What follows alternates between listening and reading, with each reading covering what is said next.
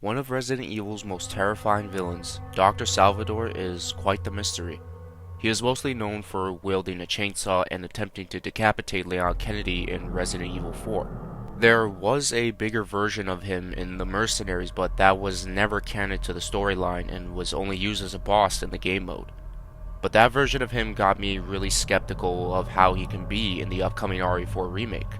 Sit back and relax as I go into how Dr. Salvador can be the most terrifying enemy, from the fear he puts into our hearts and even the chilling backstory I would love to see from him. And now, let's get right into it.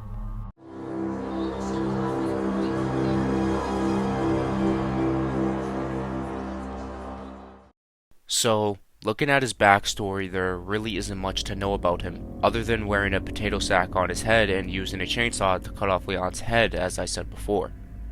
There have been many rumors about this guy on Reddit and 4chan posts, but most of them I would presume to be fake. But one of those things did strike me to where I think Capcom could go with him.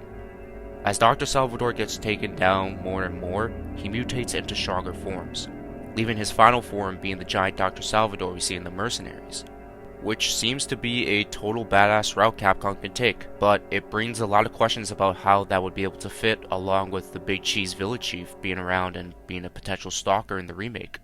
It wouldn't be a smart move to cram it all together, but knowing Capcom and on how long this game has been in development for, they can make it work.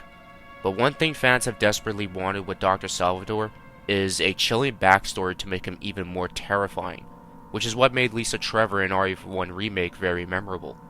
Of course, we don't know what backstory they will give him, but for my sake, I do have a somewhat theory, and I believe this can work extremely well. Dr. Salvador was one of the researchers that worked on the Las Plagas parasite along with Luis Serra, not giving them a friendship but just as known acquaintances.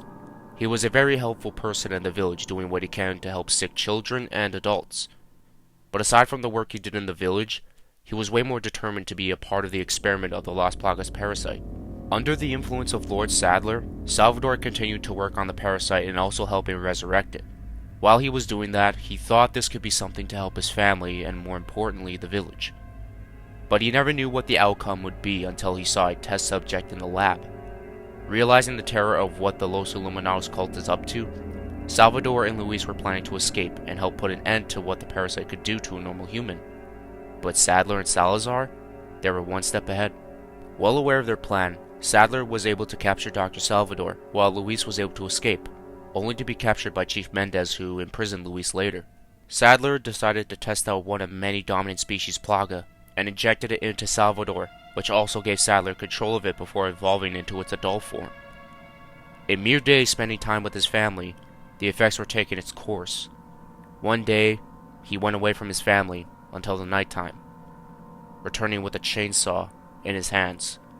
And after his family saw how he looked waiting for him to return, this was not the same person that they loved. This was a completely different person, or not even a person at all. In fact, a monster. Dr. Salvador then kills his wife, and then his children. After the village found out, everything took place. Sadler then manipulates almost everyone in the village to take the Plaga, with them believing to have a stronger and long-lasting life.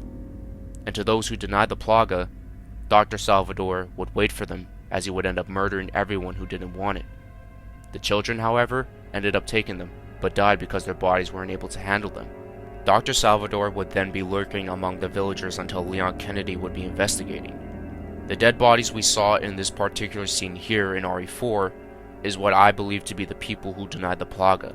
The villagers didn't know what to do with them, so they decided to put all of them in this wagon-like trolley structure. I'm not too sure what it's called exactly. And all of those bodies were a part of the massacre that Dr. Salvador was responsible for.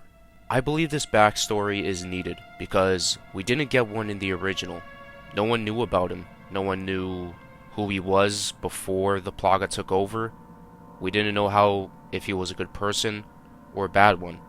And this can help put fear and sadness into the hearts of us while we play RE4 Remake. Dr. Salvador was a good man and was a good caring husband and father. But what Sadler and the Los Illuminados did to him with the parasite is something that will never be forgiven nor forgotten. Now, of course, is this the path Capcom will go down exactly? Potentially, but It's not confirmed just yet.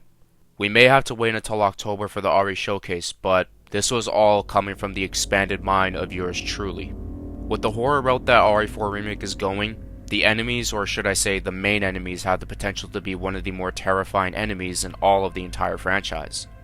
It just all depends. Is Capcom going to take them down that route? We will not know for a while. But comment your theories about Dr. Salvador down below. I believe that Capcom can create a chilling and sad story for Lisa Trevor. I sure do believe they could do the same for our favorite chainsaw-wielding monster. But thank you guys for watching this video.